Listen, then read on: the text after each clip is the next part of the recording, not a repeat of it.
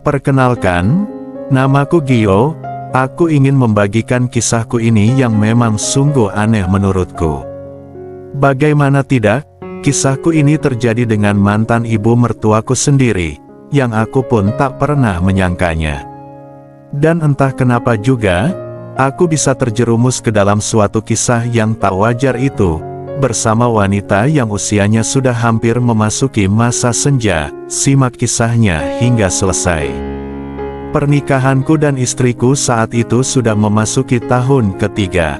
Namun, karena suatu masalah yang tak bisa kutolerir terhadap mantan istriku, aku terpaksa menceraikannya, walaupun harus mengorbankan kebahagiaan anakku yang masih berusia 2 tahun saat itu. Ia ketahuan berselingkuh dengan pria lain saat aku sedang bekerja. Hal itulah yang membuatku murka. Dan kini, mantan istriku sudah menikah lagi dengan pria lain tersebut, dan mereka tinggal di luar kota. Akan tetapi, walaupun aku telah bercerai dengan istriku itu, keakrabanku dengan mantan mertuaku cukup begitu dekat, karena ia memang sangat baik dan perhatian padaku, walau kamu sudah jarang bertemu sejak aku bercerai walaupun rumah kami hanya berjarak sekitar 15 menitan saja. Kini, tinggallah aku seorang diri, karena anakku ikut bersama ibunya, karena memang ia masih membutuhkan ibunya itu. Waktu terus berjalan, semakin lama, perpisahanku dengan istri membuat hidupku terasa semakin hampa, dan malam-malamku selalu dihantui oleh gejolak perasaan yang tak mampu kupenuhi. Pernah suatu hari, temanku mengajakku untuk mencari wanita yang bisa aku jadikan teman untuk demikian itu, dengan cara membayar.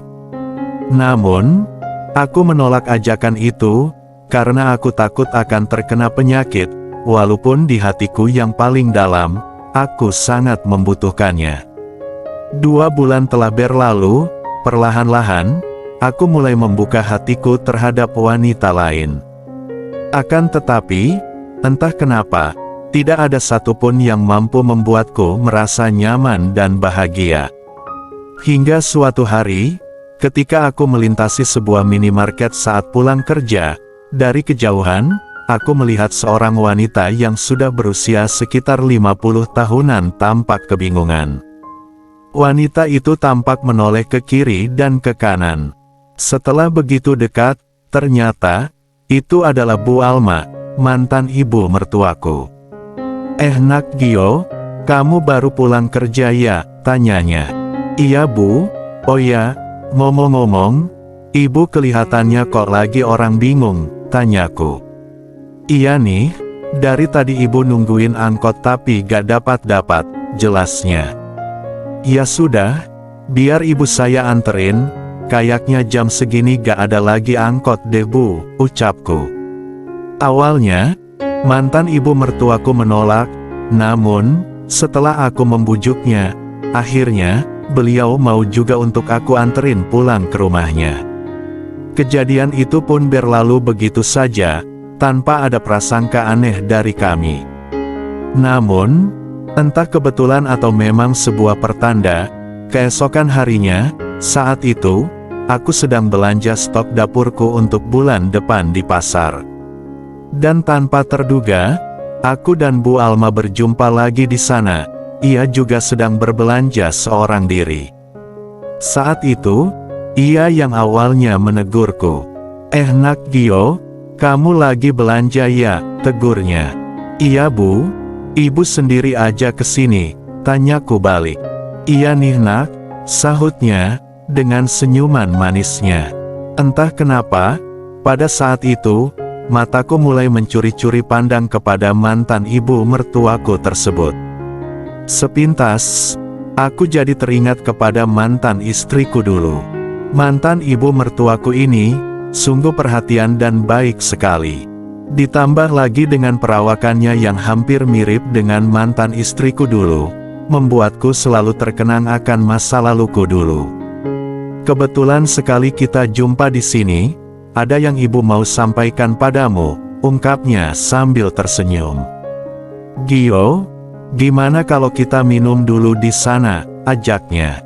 Aku pun mengiyakannya. Setelah sampai di sebuah kafe di sudut pasar, kami duduk di meja belakang, sambil memperhatikan orang-orang yang lewat. Gio, maafkan putriku ya, gara-gara dia, hidupmu jadi susah begini, kamu sekarang harus apa-apa sendiri, ucapnya penuh iba.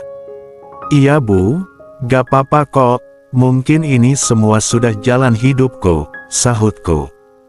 Kami pun mengobrol tentang anakku, pekerjaan, dan sebagainya.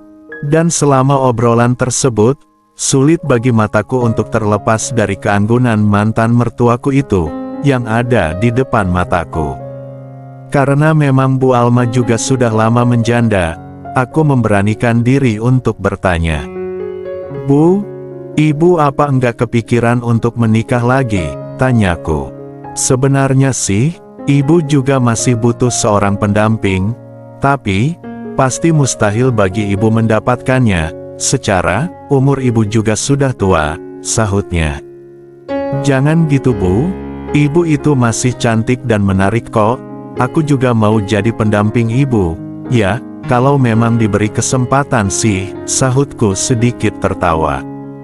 Kamu ini bisa aja, ucapnya sambil menepuk tanganku dengan lembut. Tapi, dari raut wajahnya, ia terlihat senang dengan ucapanku.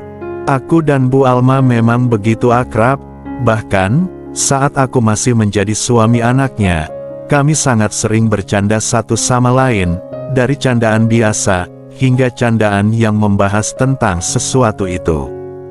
Tak terasa, hampir 1 jam kami duduk dan ngobrol bersama, akhirnya, ia hendak beranjak untuk pulang, karena memang sudah sore.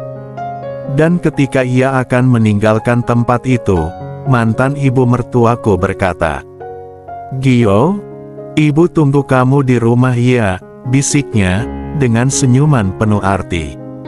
Spontan, aku merasa kaget, bagaimana tidak, ia yang hanya tinggal seorang diri di rumahnya, dan mengundangku dengan cara yang membuatku bertanya-tanya.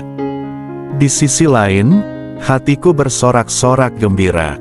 Aku tak bisa mengabaikan kesempatan bersama mantan mertuaku, yang memang masih memiliki karisma yang memikat, ditambah lagi, dengan statusnya yang sudah lama menjanda.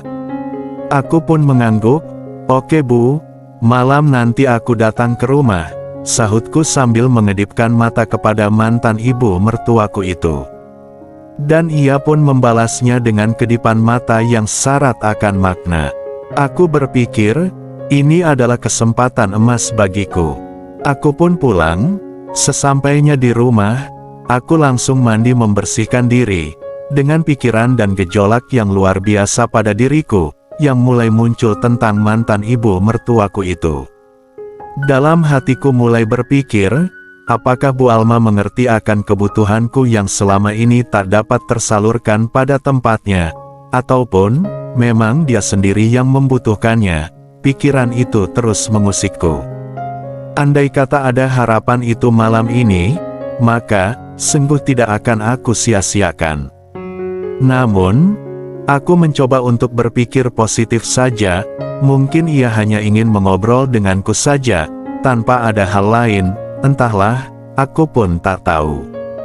Sekitar jam 8 malam, aku pun beranjak ke rumahnya. Setibanya di sana, terlihat suasana sekitaran rumah begitu sepi. Aku langsung mengetuk pintunya dari luar.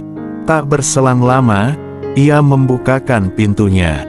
Yang membuatku terkejut, ia menyambutku dengan mengenakan gaun tidur yang sederhana, dengan bahan yang begitu tipis. Sehingga, panorama lembah bukit yang berjejer rapi tampak begitu jelas di depanku. Dan spontan saja, gejolak jiwaku menggebu-gebu. Mari masuk Gio, ucapnya. Jantungku benar-benar berdetak hebat pada saat itu. Kami duduk di sofa tengah, yang sudah tersedia secangkir minuman dan cemilan kecil. Entah kenapa, mulutku seakan terkunci pada waktu itu. Diminum dulu minumannya Gio.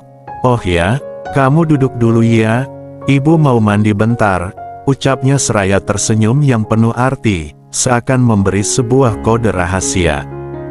Dia pun berlalu ke ruangannya, dan saat sudah keluar dari ruangannya hendak menuju kamar mandi, dengan hanya ada kain padanya, lalu ia berkata, "Kamu tunggu sebentar ya, gak lama kok ibu bersih-bersihnya," ungkapnya. Sepertinya, dia sengaja membuat kondisi seperti itu, dan berusaha memberi kode yang mampu membuat gejolak di batinku meronta. Dan memang, usahanya tersebut sepenuhnya berhasil. Sekitar 15 menit menunggu, ia pun telah selesai, dan keluar dari ruangannya menjumpaiku. Dia muncul dengan penampilan yang membuatku terkesima. Ia mengenakan daster sederhana, yang membuatku terbelalak. "Ibu tahu, kamu suka dengan kondisi ini kan?" ucapnya, sembari duduk di sampingku. "Soalnya, sejak siang tadi di pasar, ibu lihat mata Gio tak pernah lepas ke arah sesuatu ini. Ibu tahu kok perasaan kamu semenjak bercerai dengan istrimu. Jadi, sebagai tanda maaf dari anak ibu, biar ibu saja yang mewakilkannya malam ini," ucapnya, dengan tatapan yang membuatku tak bisa berkata apa-apa. Dalam sekejap, dia memberikanku sebuah tanda kasihnya pada bibirku, yang sontak membuatku terkejut.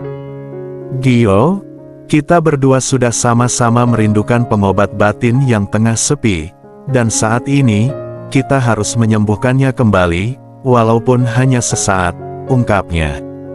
Dan akhirnya, dalam kecanggungan dan gejolak yang menguasaiku, Bu Alma, mantan mertuaku yang sudah berumur itu, memulai pekerjaan yang sudah lama kurindukan secara bertahap.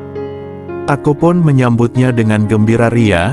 Akhirnya, aku merasakan lagi pekerjaan yang telah lama kutinggalkan. "Gio, kita ke ruangan ibu aja ya, kita tuntaskan di sana saja pekerjaan ini," ungkapnya. Setelah sampai di ruangannya itu, ia pun memindahkan semua tudung saji yang menutupi kue yang sudah matang tersebut. Itulah pertama kalinya aku bisa menyaksikan pemandangan alam indahnya secara utuh, dan tentu saja, aku seperti anak kecil yang mendapatkan hadiah mainan baru dari orang tuanya. "Gio, malam ini adalah milik kita," ucapnya.